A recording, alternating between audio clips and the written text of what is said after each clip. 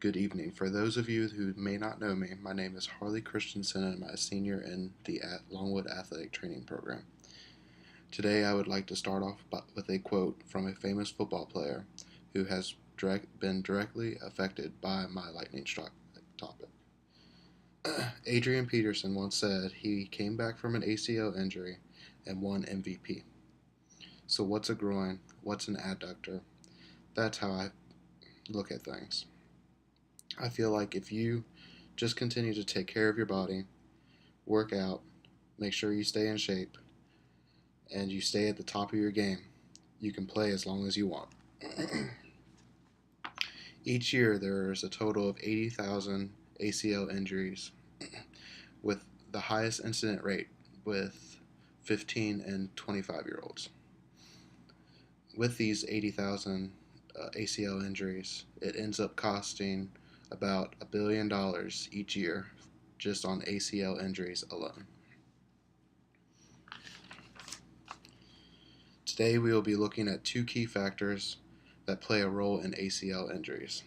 The first is the injury mechanism, and the second is muscle imbalances and how it increases the possibility of an ACL injury.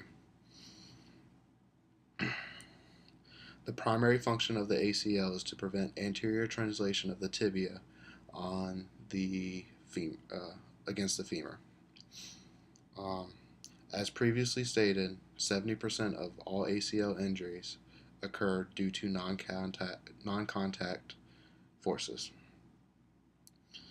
The most common mechanisms for ACL injuries are changing directions, sudden stopping, deceleration while running, landing awkwardly, and a direct blow to the knee.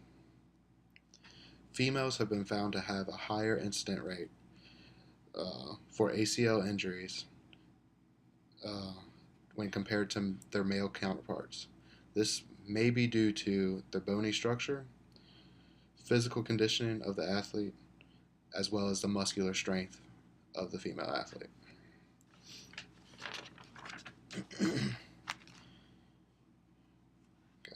Non-contact ACLs occur with three flaws within the body. One is body mechanics, two is muscle imbalances, and three is muscle fatigue. Body mechanics plays a significant role on the integrity of the ACL. Deceleration and acceleration motions when the quad is excessively contracted and the hamstrings are inactive places that anterior translation we talked about earlier on the tibia, causing more stress to be placed on the ACL. Landing mechanics is also very important. Plays an important role in the structure of the ACL. It was found that in one study, it was found that during a landing, that the AC. Okay, hold there. Landing mechanics also plays an important role in the integrity of the ACL. It was found that landing mechanics places the knee at its most weakest point, which is between 15 and 30 degrees of knee flexion. During the study, they found that women tend to land with more hip flexion and less knee flexion,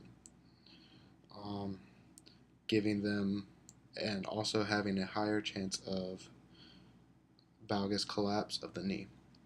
This creates a 5.3 greater chance that the female athlete will get an ACL injury.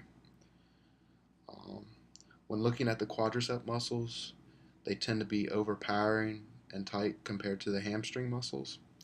In order to protect the ACL during any type of physical activity, the quadricep and the hamstrings have to co-contract together in order to protect the ACL. Fatigue has also been found to significantly affect the risk of ACL injuries.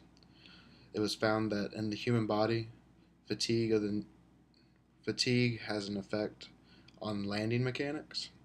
So, when your body becomes fatigued, your knee tends to have increased abduction movements as well as knee internal rotation, as well as femoral rotation during a pivot landing. These body mechanics can cause issues up to 17 times greater for an ACL injury. So, when looking at all of our athletes, I'm sure many of us have seen some crazy body mechanics. Um, I believe by simply just studying our athletes um, and then helping correct those uh, body mechanics and those landing mechanics, that we could simply drop that 800,000 ACL injuries each year down. Um, Unfortunately, there is still a lot of predisposing factors that we cannot control for ACL injuries. For example, the role of gender, um, and it's really hard to control the fatigue mechanism of an ACL injury. Um, but by just strengthening the quadricep and the hamstring muscles, I believe that it is possible that we can reduce the prevalence of ACL injuries within a team during a season. Okay.